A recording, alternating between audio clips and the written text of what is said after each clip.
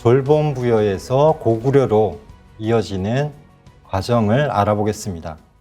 우리 한국사 교과서에서 고구려를 보면 어떻게 이야기를 하냐면 졸본 지역을 지금 환인이라고 하는 이 압록강 바로 위에 있는 이 환런이라고 합니다. 중국말로. 그래서 환인 지역의 이제 오녀선성이 바로 이 고구려의 첫 번째 수도였던 졸본이다라고 이야기를 하는데요. 이걸 이야기한 것은 사실은 일본 학자들입니다. 과거 대일항쟁기 때 식민사학자들이 이 고구려의 첫 수도를 졸본을 환인으로 비정을 했는데요. 히라토리 구라키치라는 사람이 주장을 한 겁니다. 근데 이것은 잘못된 겁니다. 그래서 어떤 비정한 근거도 없고요. 이 말이 비슷하다라는 거 하나만으로 비정을 했는데 그러다 보니까 이 환인 지역에 가보시면 산간지대입니다. 산이 굉장히 높아요. 우리 지금 경상도보다도 이게 더 높은 산이 높으니까 골도 깊고 하는 그런 농사 지을 땅이 부족한 곳입니다. 그러다 보니까 어떤 얘기를 썼냐면 고구려가 처음에 농사 지을 땅이 부족해서 전쟁을 벌였다라고 이야기를 합니다. 지학사에도 보면은 농경지가 부족해서 주변 지역을 정복하며 성장했다라고 이야기를 합니다.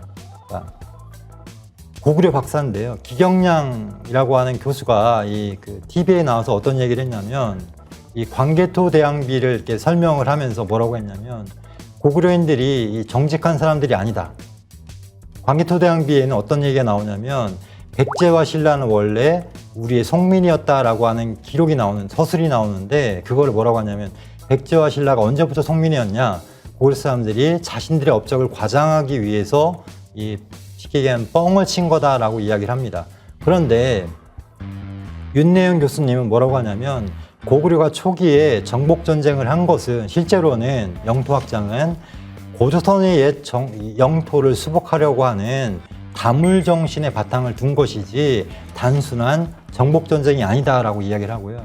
법규대 교수님도 마찬가지로 이 고구려가 전쟁을 벌인 것은 고조선이 망하면서 여러 나라로 분열이 됐던 것들을 다시 고구려가 진국이었고 천자국이었고 동북아의 어떤 그런 질서를 주도한 나라였기 때문에 통일을 하려고 했던 통일전쟁으로 봐야지 이것을 단순히 농경지가 부족해서 또는 정복을 위해서 했던 전쟁이 아니고 실제로는 통일전쟁이다라고 이야기를 했습니다. 어느 게 맞을까요? 그 내용은 광개토 대항 비문을 보면 알 수가 있습니다. 출자 북부여에서 추모왕은 북부여에서 나왔다. 이 한 말이 정말 중요한데요. 왜냐하면 전에 말씀드린 것처럼 단군 조선의 뒤를 이은 게 바로 북부여고 북부여는 스스로를 진국이라 칭했기 때문에 여러 중국 문헌이나 거란고전에 나오잖아요. 그것처럼 이 북부여는 자신들이 천자국이라고 생각을 했고 계승했다라고 했기 때문에 당연히 이 단군 조선의 영토 또는 정신, 문화, 정치를 계승을 했기 때문에 천하관을 갖고 있던 겁니다.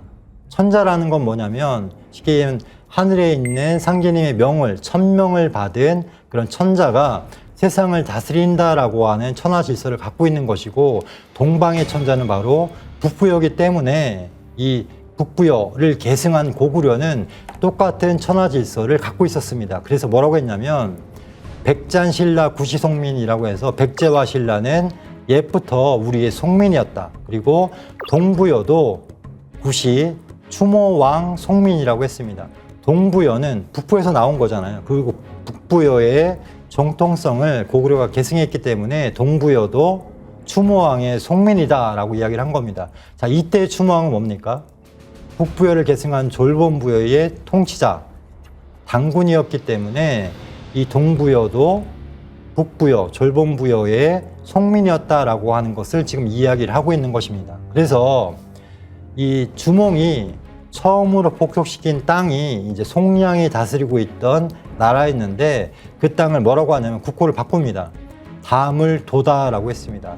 다물은 고구려 말에 옛 땅을 회복하는 것입니다. 우리가 되물린다라고 하는데요. 다시 찾는 것입니다. 그래서 옛 땅을 회복하는 것을 다물이라고 했는데 도라는 건 뭐냐면 으뜸이란 뜻입니다. 그래서 이 다물을 하는 첫 번째 시작으로 삼은 것입니다. 그래서 다물도라고 한 것입니다.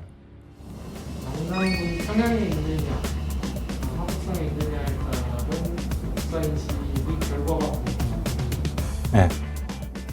굉장히 중요한 이제 차이점을 갖게 되는데요. 우리가 그냥 보통 생각할 때는 뭐 그 역사를 해석할 때 과연 그렇게 지명이나 아니면 그 영토가 중요하냐라고 이렇게 생각을 하거든요. 그게 아니고 역사를 해석할 때 가장 기본이 되는 게 뭐냐면 지리입니다. 그러니까 그 나라가 어디에 있었느냐에 따라서 사실은 그 땅의 역사가 이제 결정이 되는 거고, 그 땅뿐만 아니라 주변 국가의 관계도 나오는 거기 때문에 굉장히 중요하죠. 그러니까 일본에서 쉽게 얘기하면 우리나라를 처음에 이제 침탈을 할 때 제일 먼저 한 게 뭐냐면 지리부터 했어요. 그 만선 지리 뭐 조사부라고 해가지고 이 우리 강토와 바다, 뭐 쉽게 얘기하면 만주까지도 이 지리를 다 조사를 했거든요. 그 지리에 맞게끔 쉽게 얘기하면 역사가 이제 배치가 되는 겁니다. 그래서 낙랑군이 만약에 평양에 있었다라고 하면은, 또 아까 이제 고구려를 예를 들었는데, 고구려를 예를 들면 고구려의 졸본이 지금 말하고 있는 환인에 있느냐 아니면은 뭐 저쪽 의무로산 쪽에 있느냐에 따라서 고구려를 보는 시각이 굉장히 달라지게 되죠. 예를 들면 지금 교과서에 나와 있는 것도 고구려는 산간 지역에 있었기 때문에 지금 농사 지을 땅이 없었고 뭐 하면서 이렇게 이야기가 계속 전개가 되잖아요. 그거 하나로. 그것처럼 이 낙랑군이 평양에 있었다라고 하면은 우리 역사는 사실은 이 부여로 전개가 될 수가 없어요. 사실은 그 과정을 보면. 그래서 이 조선시대 때도 단군 조선을 부여가 이은 것이 아니냐라고 하는 문제제기가 있긴 있었어요. 근데 그때 어떤 설 때문에 이게 어떻게 보면 이제 이 사장되냐면, 부여는 너무 북쪽에 있다. 단군조선은 남쪽에 평양에 있었는데 부여는 저 위쪽에 있었지 않냐. 그래서 서로 계승관계가 없다라고 보는 시각도 있었어요. 그만큼 역사라는 건 그 땅에서 벌어진 사건들 그리고 인물들의 어떤 기록이기 때문에 그 땅이 어디냐에 따라서 굉장히 달라지죠. 근데 이거를 이제 뭐 공격하는 쪽에서는 무슨 영토 순결주의다, 무슨 뭐 민족 순결주의다라고 하는데 그게 아니고요. 중요한 거는 어떤 게 정말 이 역사의 진실에 가깝냐라는 게 중요하기 때문에, 이 낙랑군이 평양에 있으면 뭐 우리가 식민지로부터 시작했다 그런 차원을 떠나서 역사 자체가 다 뒤바뀝니다, 사실은. 그래서 저도 역사 공부를 하면서 제일 어려운 부분이 뭐냐면, 막히는 부분이 뭐냐면, 역사 지리가 어떻게 보면 지금 거의 픽스가 돼 있기 때문에 새로운 어떤 역사 해석을 하려고 해도 그걸 벗어나는 것부터가 시작이 돼요. 그러니까 역사 연구의 가장 기본은 그 지리에 대한 것부터이기 때문에, 예를 들면 위화도 같은 경우도 허봉 교수님이 그 우리가 알고 있던 위화도가 아니라 더 북쪽에 있던 관전에 있던 위화도다 하는 순간부터 조선 역사가 다 뒤바뀌어요, 사실은. 그래서 그런 지리가 중요하기 때문에 이 낙랑군 위치 문제도 그동안 끊임없이 수천 년, 어떻게 보면 1000년 동안 계속해서 이제 논쟁이 되었던 겁니다. 실제 고구려가 지금 환인의 그런 산골짜기의 작은 도읍을 정한 작은 나라가 아니었다는 것은 어디서 알 수 있냐면, 이 모본왕 때, 그러니까 49년입니다. 고구려가 건국이 되고 나서 채 100년이 되지 않은 때에 요서 지역을 이 공략을 하게 됩니다. 그래서 한해, 북평, 어양, 상곡, 태원 등을 습격하였다. 지금의 이제 북경 그리고 그 아래까지도 이 차지를 하게 됩니다. 그리고 그 다음에 태조 대왕 때 55년입니다. 이때는 이제 차지했던 땅을 조금 뒤로 물려서 요서의 십성을 쌓아서 한나라의 군대에 대비하였다라고 하는 기록이 상곡사기에 나오고요. 그 요서 십성의 정확한 위치가 태백일사에 전해지고 있습니다. 그리고 광개토 대왕 때는 전에 말씀드렸던 서안평이라고 하는 시라무레강 위쪽에 있는 그 당시에는 거란족이 살고 있었습니다. 그래서 이 392년에 북쪽으로는 거란을 정벌을 했다라고 되어 있습니다. 그래서 광개토 대왕 때 이 평정을 했던, 정복을 하고 복속을 시켰던 땅이요, 굉장히 넓습니다. 이 통일전쟁이죠, 사실은. 이 통일전쟁의 그 궁극적인 목표는 뭐냐면 단군조선 때의 영토를 다시 수복하는 것입니다. 그런데 백제와 신라나 일본 열도나 이쪽은 왜 그러면 복속을 안 시켰냐? 송민이었고, 그죠? 그리고 단군조선의 그 속국이었기 때문에 당시에 그 조상들이요. 그러다 보니까는 그것을 억지로 이제 복속을 안 시키고 이 송민으로만 그냥 이렇게 유지를 했던 것입니다.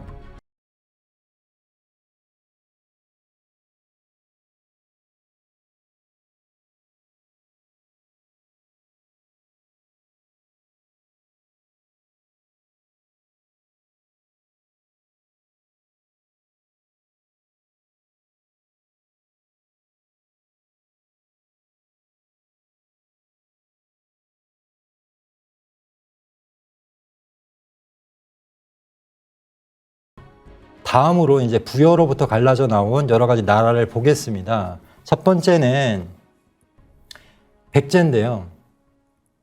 자, 보시면은 이 주몽이 졸본부에 와서 고무서 당군의 둘째 따님과 이제 혼인을 하잖아요. 그 둘째 따님이 바로 우리가 잘 알고 있는 서선호입니다. 그래서 고주몽과 서선호의 사이에서 비료와 온조라고 하는 두 아들이 왕자죠. 두 분이 태어나고 이 온조가 바로 백제의 시조입니다. 그래서 이 비료와 온조가 이제 백제를 건국하는 과정이 뭐냐면 원래 고 주몽이 동부에 있을 때 예씨 부인과의 아들이 있었습니다. 그분이 바로 이제 유리 태자죠. 유리 왕자. 나중에 이제 고구려의 2대 왕이 되는 유리 왕인데요. 이 유리 태자가 이 어머니 예씨 부인과 함께 이 졸본부여 고구려로 오게 됩니다. 그러다 보니까 이 소선호는 쉽게 얘기하면은 이 비료와 온조가 왕이 되지 못할 것을 염려를 해서 이 이주를 하게 됩니다. 그래서 어디로 이주하냐면 이 진번사이라고 되어 있는데요. 태대 지역이라고 하는 지금의 나나 유역 그리고 요하 이 대릉하죠. 실제로는 대릉하 유역과 나나 사이에 있는 해수 대수 지역으로 이제 옮겨서 거기서 소선호가 직접 왕이 됩니다. 그 당시에는 어하라, 우리 기록에는 이제 어라라고도 합니다. 소선호가 여왕이 되는 거죠. 그래서 두 아들을 데리고 이제 이 나라를 건국을 하게 되고요. 나중에 소선호가 돌아가시고 나서 비료와 온조가 한반도로 이제 이주를 해가지고 지금의 이제 인천 미추홀에 가서 백제를 이제 건국을 하게 됩니다. 그래서 이 백제라고 하는 나라도 실제로는 고구려로부터 나왔지만은 더 위로 올라가면 졸본부여에서부터 이제 시작이 된 것입니다. 왜냐하면 졸본부의 마지막 공서 당군의 따님이 소선호잖아요. 그러다 보니까 백제도 그 뿌리는 사실은 부여라는 것입니다.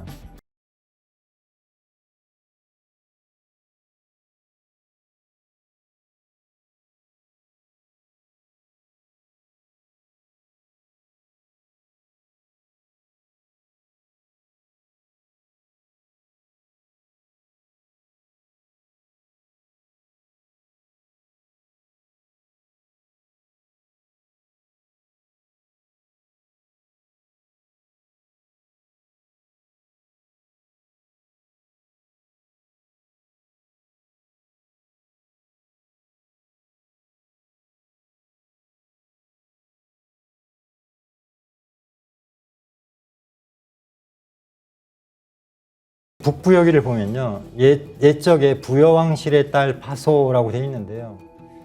부여왕실의 딸 파소가 그 지아비 없이 잉태하여 배를 타고 남쪽으로 내려가 지난해 나흘촌에 이르게 되었다. 그래서 13세, 그러니까 혁거세가 13세가 되자 지난해 유민이 모여서 만들었던 지난 육부가 함께 받들어서 거세관이 되었다. 그러니까 왕의 호칭이 이제 거서관입니다.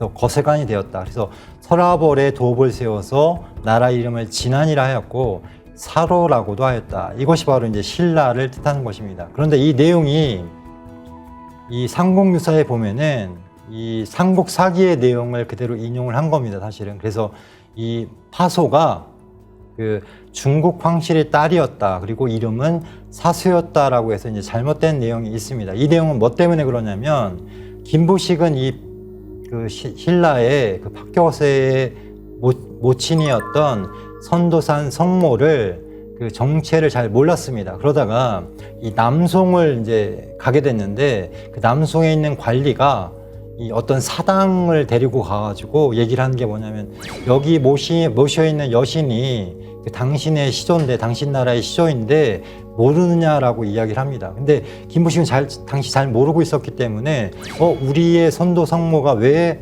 여기에 모셔져 있지라고 하면서 그럼 중국 황실의 딸이었나 보다라고 해서 잘못 생각하게 됩니다. 근데 그 내용이 사실은 뭐냐면 원래는 이제 그쪽 지역을 보면은 그게 백제의 그런 대륙에 있던 그런 담로 중에 하나였던 것 같아요. 제가 보니까. 그래서 그 백제였다가 나중에 이제 신라가 통일을 하잖아요. 그 과정에서 백제가 이게 차지하고 있던 곳을 신라가 많이 들어가게 됩니다. 그러면서 우리가 알고 있는 신라방이라고 하죠. 이 중국 동해안 지역에 여러 신라방들이 있었는데 무역을 하고 이제 교류를 하는 그런 창구가 있었죠. 그곳에 이제 신라 사람들이 들어가다 보니까 자기들의 어떤 성모를 모셨던 것 같아요. 그 성모 문화가 남아가지고 남송시대 때 김부식에 의해서 이제 잘못 중국 황실의 딸처럼 이 잘못 전해지게 됩니다. 이것은 뭐냐면 부안에 그 내소사라고 해서 이제 전나무숲 길이 굉장히 유명하죠. 그 내소사에 가면은 그 대웅전 뒤편에 이 불화가 그려져 있는데 뭐냐면 백이 관음 보살도라고 하는 이 쉽게 얘기하면 흰 옷을 입은 관음 보살도가 그려져 있습니다. 그런데 이 백이 관음 보살도의 주인이 누군지를 잘 몰라요. 우리가 그냥 관음 보살도만 알고 있는데 실제로는 내소사라고 하는 이름에 담겨져 있습니다. 내소가 뭐냐면 파소가 왔다는 뜻입니다. 그래서 이 신라 사람들이 이것도 마찬가지로 이 성모를 모시는 그런 문화 속에서 내소사라고 하는 절 이름이 지어지고 여기에 이제 파수를 의미하는 사실은 상징하는 그런 그림을 그리게 됩니다. 그 다음에 이제 박씨의 뜻도 사실은 굉장히 중요해서 제가 이제 옮겨봤는데요. 영해박씨라고 해서 그 부도지를 쓴 박재상의 그 영해박씨입니다. 그래서 이 영해박씨 대동보에 보면은 이 박의 뜻에 대해서 이렇게 얘기를 합니다.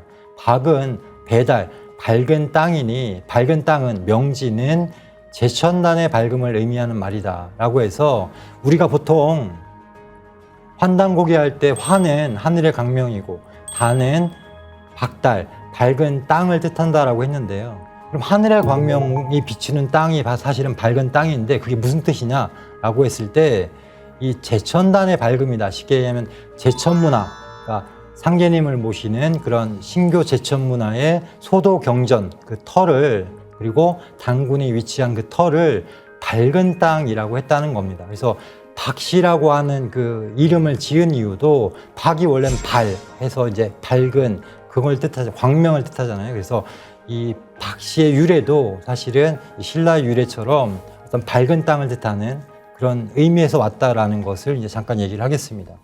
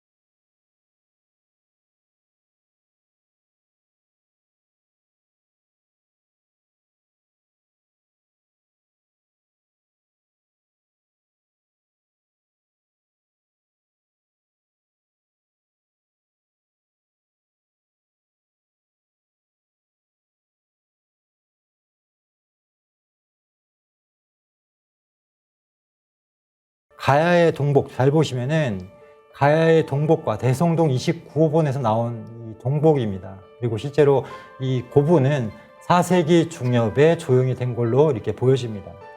그리고 가야 동복과 내몽골에 있는 그 오르도스 동복과 그리고 길림시 박물관에 있는 부여 동복이 똑같죠. 그래서 이 4세기 중엽에 대성동 고분을 그 조용했던 지도층의 그 출신이 어디냐라고 했을 때, 이 부여 사람들이라는 것을 알 수가 있습니다. 자, 그 내용은요, 이 환단고기 북부여기에 자세하게 나옵니다. 그 내용을 보면은 이 북부여에서 이 해부로 담근 때 이 동부여로 옮기게 됐다고 말씀을 드렸잖아요. 이 동부여로 옮기고 나서 해부로의 이 아들이 누굽니까? 금하죠. 금하의 또 아들이 대소입니다. 그래서 대소 때 주몽과 함께 있다가 주몽이 이제 동부여를 탈출해서 고구려로 가서 졸봉부여로 가서 고구려를 건국하게 되는데 이 대소왕과 이 고구려와 전쟁을 벌이게 됩니다. 그랬다가 22년도에 대소가 이 고구려의 전쟁에서 지고 나서 패하고 나서 이제 죽게 됩니다. 그때 이제 대소왕의 동생이었던 사람이 갈사라고 하는 곳에 가서 새로 나라를 세웠는데 그게 바로 갈사부여입니다. 그리고 이제 나머지 세력들은 이 고구려 쪽에 이제 투항을 하게 되죠. 그랬다가 고구려에서 따로 이 사람들을 연나부라고 하는 이 서쪽으로 옮기게 합니다.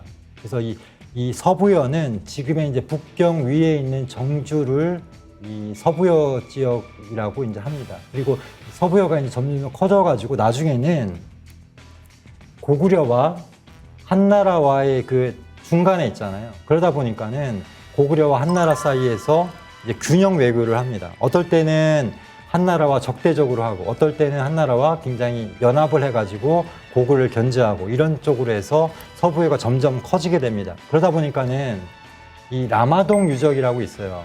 이 라마동 유적은 처음에는 뭐 선비계 그 유적인가 보다. 또 나중에는 흉노계인가 라고 이제 헷갈려 하다가 잘 보니까 어떤 학자에 의해서 이것은 선비나 흉노가 아니라 부여계다라고 이제 밝히게 됩니다. 그러면서 이제 이 라마동 유적이 부여계라는 걸 이제 알게 되는데요. 굉장히 놀라운 사건이죠, 사실은. 그래서 이 부여는 뭐냐라고 했을 때 우리가 알고 있는 그런 동부여나 북부여가 아니고요. 실제로는 이 동부에서 갈라져 나온 서부여입니다. 연나부 부여. 그래서 이 서부여의 유적이고 이 시기가 나중에 이제 그 아까 보여드린 이 김해의 가야의 대성동 고분의 그 조영 세력이 바로 이 서부여 사람들이 이렇게 내려와서 그것을 이룬 걸로 이렇게 보입니다. 이 서부여 사람들에 대한 기록이 삼국지 위서 동의전에 나옵니다. 그 동의전에 보면은 그 예성이라고 하는 옛성이 있는데 부여 사람들입니다. 이 부여 사람들이 예맥의 땅, 그러니까 단곤조선 시대 때의 옛 땅에 서부여 사람들이 와서 거기서 이제 왕을 하는 겁니다. 그러니까 서부여를 세우는 과정이죠. 그래서 이 사람들은 스스로를 망명해온 사람이라고 불렀다. 쉽게 얘기하면 동부여가 그 대소왕 때 이제 망하잖아요. 그 과정에서 고구려에 이제 귀속이 됐다가 다시 이제 독립을 해서 서부여로 오게 되는 과정이기 때문에 자신들을 망명객이라고 하는 것입니다. 이 서부여가 얼마나 강성하게 되냐면 이 한나라 때 이 부여왕의 장례에 옥갑을 사용을 했는데요. 이 옥갑이 뭐냐면 옥으로 만든 이 수입니다. 쉽게 얘기하면. 그래서 이 옥갑을 언제나 현토군에 미리 두었다가 부여왕이 죽게 되면 그것을 가져다가 장사를 지냈다라고 하는 기록이 나옵니다. 이때의 부여는 서부여죠. 그래서 이게 바로 이제 금루옥이라고 해서요. 금으로 짠 옥의라는 뜻입니다. 그래서 금실로 해가지고 옥으로 만든 이제 수의를 만든 겁니다. 굉장히 고급이고 비싸겠죠. 그래서 왕만 사실은 이제 쓸 수 있는 그런 수의인데요. 이것을 한나라에서 미리 준비를 했다가 부여왕이 죽게 되면은 이걸 쓰기 위해서 이제 바로 이제 제공을 했던 그런 역사가 있습니다. 그래서 이 서부여는요, 나중에 어떻게 되냐. 이 6세 의려 때 선비 모용씨의 이게 침략을 받게 됩니다. 그리고 7세 의라 때는 그 의려왕의 아들이었던 의라가 야마토 외를 세운 이제 응신천왕이 됩니다. 이게 무슨 얘기냐면 6세 때 의려 때 선비 모용씨의 침략을 받아가지고 이 기록에는 자살을 했다고 나옵니다. 그런데 이 우리 기록에는 이 북부여기 기록에는 실제로는 그게 아니고 일본으로 망명을 했다는 것입니다. 그리고 7세 의라가 마찬가지로 망명을 해서 백제의 지원을 받아가지고 오사카로 가서 최초의 그 야마토의 통일 왕조인 야마토 외에 이 응신천왕이 되었다라고 하는 기록이 있습니다. 그런데 이 기록을 입증해 주는 게 바로 이 오사카에 있는 대의라 신사입니다. 그러니까 의라를 모신 신사라는 거죠. 이 의라가 서부여의 의라인데 여기에 신사가 있는 거예요. 그래서 이 내용이요 나옵니다. 그래서 응신왕은 일본 최초의 통일 왕조인 야마토 외의 개창자고요. 일본 학자들은 일본 서기에서 이 15대 응신왕 때부터 야마토회가 시작이 되었다라고 이야기를 합니다. 자, 이에 대한 내용이요 우리 환단고기 북콘서트에 요약이 되어 있는데 그 영상을 보고 마무리를 하겠습니다. 일본 10만 개 신사 중 절반가량은 하치만 신을 모시는데 그 신사 문화의 뿌리가 우사하치만 신궁이다. 이곳은 일본 신도 문화의 주신인 삼신이 탄생한 신성한 장소이자 일본의 3대 신궁 중 하나다. 하치만 신앙은 그 유래를 살펴보면 한국과 연관이 깊다. 하치만 신이 나타나 다음과 같이 말했다. 한국 땅에서 시작하여 한류의 깃발과 함께 하늘에서 내려와 나는 일본의 신이 되었다. 나는 응신이다.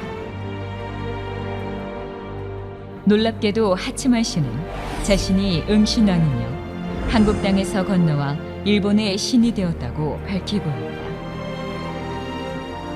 응신왕의 실체에 대해서는 여러 학설이 있으나 여기서는 환단고기의 기록을 살펴보도록 한다. 의료국의 왕이 마침내 바다를 건너 외인을 평정하고 왕이 되었다. 스스로 삼신의 부명에 응한 것이라 하였다. 의료국은 일명 서부여로 북부여의 서쪽, 오늘날 북경 근처 정주에 있었다. 이곳 의료국 왕은 의려였고 태자는 의라였다. 285년 선비조 모용회의 습격에 패하여 의려왕은 죽고 태자 의라가 신하들을 이끌고 일본으로 건너가 일본 최초의 통일왕조를 건설했다. 이 의라왕이 일본 서기에 나오는 제15대 응신왕이다. 실제 일본 오사카에는 의라시의 조상신을 모시는 데이라 신사가 있는데 북규슈를 거쳐 오사카로 이주했던 의라왕의 비밀을 간직하고 있다. 이것이 일본 하치만 신앙의 주신인 응신왕의 역사 진실이다. 자, 여기서 굉장히 중요한 내용이 나오는데요. 뭐냐면 신국이라고 하는 표현이 기록되어 있습니다. 이 신국은 매울 신자 또는 청간에서 이제 그 무기 경신할 때 그 신인데요. 왜 신국이라 하냐? 일본어로는 가라쿠니라고 합니다. 근데 우리말로 할 때는 신국이 되죠. 근데 이 신국에 대해서는 이 단재 신시호 선생이 조선상고사에서 뭐라고 했냐면 원래는 신한, 신조선인데 이것을 한자로 쓰다 보니까 이두문으로 쓰다 보니까는 진한이라고 한 거다. 진조선이라고 한 거다. 그래서 진한, 진조선의 원래 말은 신한, 신조선이다라고 얘기를 했습니다. 그래서 이 신국은 실제로는 진국을 뜻하는 것입니다. 그러니까 쉽게 얘기하면 부여라는 것입니다. 그래서 이 부여가 북부여가 졸본부여가 원래 신국이었고 천자국이었고 진국이었다라는 걸 또 알 수 있는 근거가 또 이 영상에도 사실은 이 기록에도 남아 있는 것입니다.